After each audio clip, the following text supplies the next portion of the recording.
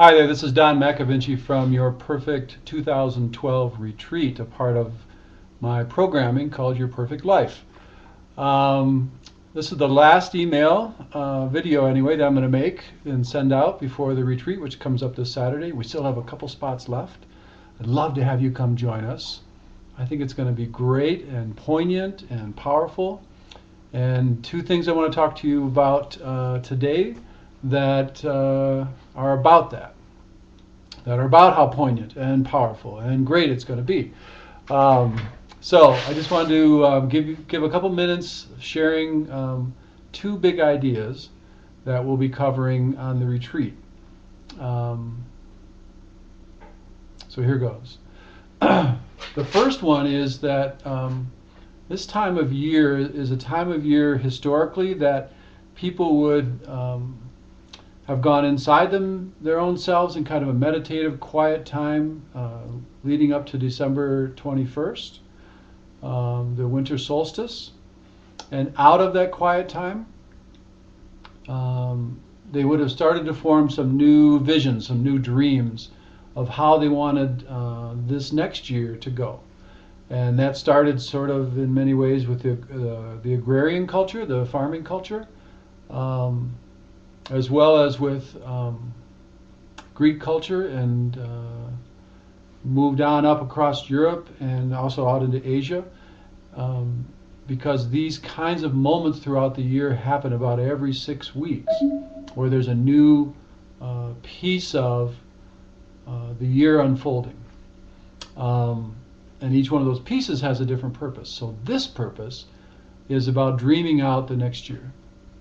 And what's left from that in our culture here in the United States is New Year's resolutions. Now, most people kind of look at New Year's resolutions and figure that they're sort of silly things, but I don't think they are.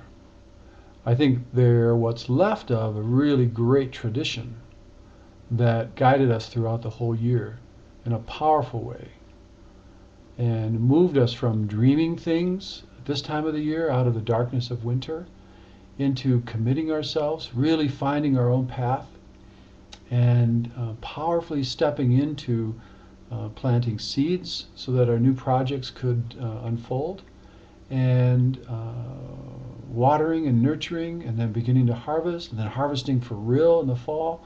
And then as things sort of quieted down and settled down right around the Halloween time, what's left of that festival is Halloween, back into this inner life and redreaming for the next year. So that's how the year went, and they're called the Great Festivals, the 8 Great Festivals. This festival, that's left over from December 21st, is focused on, in our time, on New Year's resolutions. The reason I'm doing this retreat is because I think it's a very, very powerful time to start to dream out the kind of field that you want to create in your life, the sort of sense of purpose and direction, to really unfold your own inner dreaming and the outer world of relationship and work and networks, support networks, your own capacities for growing the projects that are in your heart and in your mind, and moving all of that out through a process of introspection and declaration. So a big piece of what we're going to be doing on the retreat this weekend, January 7th and 8th, here in my home, is focusing on exactly the kind of year that you want to create, and through that focus begin to build around the focus of the dreams and the vision that you have for that year all the different components that you're going to need in order to make that dream come true. Make 2012 be the very best year that it can possibly be for you. So that's one thing I wanted to talk with you about today. The second piece is that in creating your perfect 2012, creating your perfect life, in the programs that I run around this idea, one of the most powerful steps to take is to see ourselves as very powerful people from within, but also that we're intricately and intimately impacted by our environments. And one of the things that we're going to go into is to take a look at 9 separate environments and how we can set those environments up so that they evolve us, rather than have to go like deep inside ourselves, inside our heads or our hearts or whatever, and find a way to evolve ourselves through personal development or personal growth or things like that. What this idea is based in is the idea that we're really impacted deeply by the kind of environments we have. And the environments I'm talking about are things like our physical space, for instance, our relationship qualities that we're involved in, and the quality of the relationships we're involved in, our relationship with nature and the natural environment, the kinds of concepts and ideas, the memes that are allowed to come into our world, into our minds and our hearts, that we then focus on. Those are 4 of the environments, and there's 5 more. And we're going to be going into those intricately to have you take steps in each one of those environments through the retreat process in order to set up your next stage of evolution. So it happens naturally. Let me give you an example.